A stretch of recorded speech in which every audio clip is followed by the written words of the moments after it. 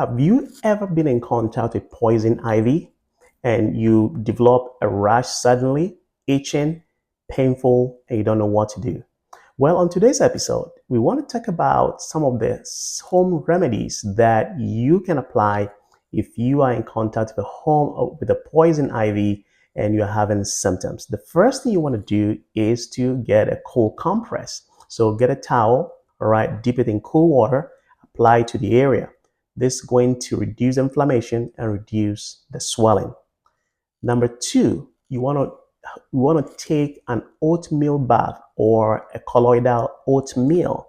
Now, there have been studies that have been proven that the oatmeal will bind to the skin and provide a protective barrier against the irritant so that it will reduce the rash and also the symptoms that you will experience. And I'm going to leave a link to a study that was done using oatmeal, taking oatmeal bath. So take oatmeal bath a couple of times a day, and that is going to bind and give you a protective barrier against the irritant.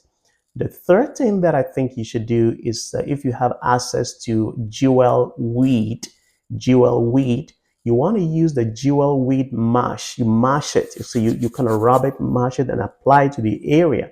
And what actually it does is that it's very, very effective in reducing the rash that is caused by the poison ivy. In fact, there was a study done in the University of Northern Ohio, and I'm leaving the link there, how the jewel weed mash is very effective. Don't use the extract or the juice. It's the mash that is very effective. The next thing you want to do is if you have a baking soda at home and you have a rash already on your skin, you have a baking soda at home, do a baking soda paste. Just add some water to it, make a paste, apply it to the rash.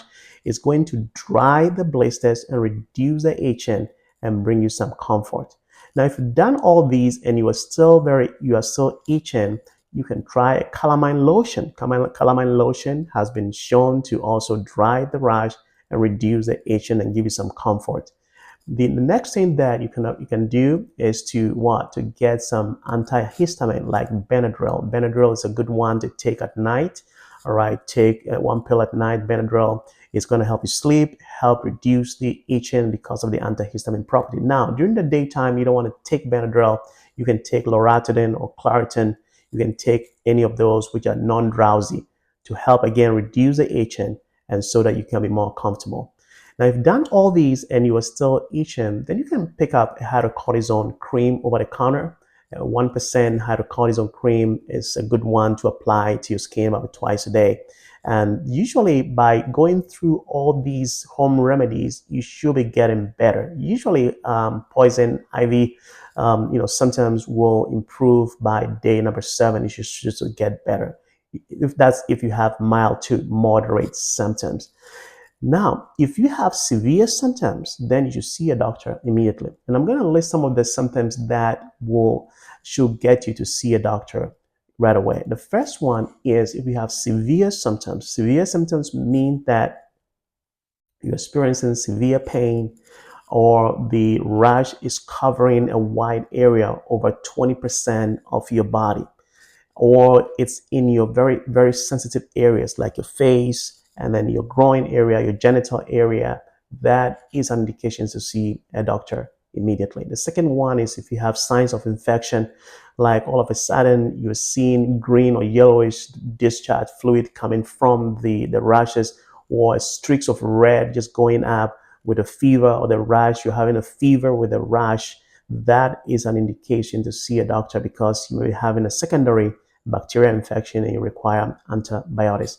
Or if you have persistent symptoms, despite using your home remedies, you have persistent symptoms for over 7 days, you should go in and see a physician for treatment. Or if you have recurring symptoms, so all of a sudden the rash clears up and then there's a recurrence of the rash, despite using the home remedies, you should also go in and see a physician right away.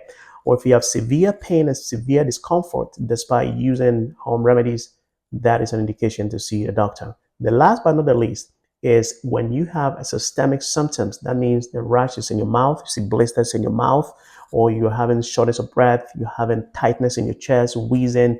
That is very, very serious. you should go in and get seen immediately because you might need systemic steroids to treat that.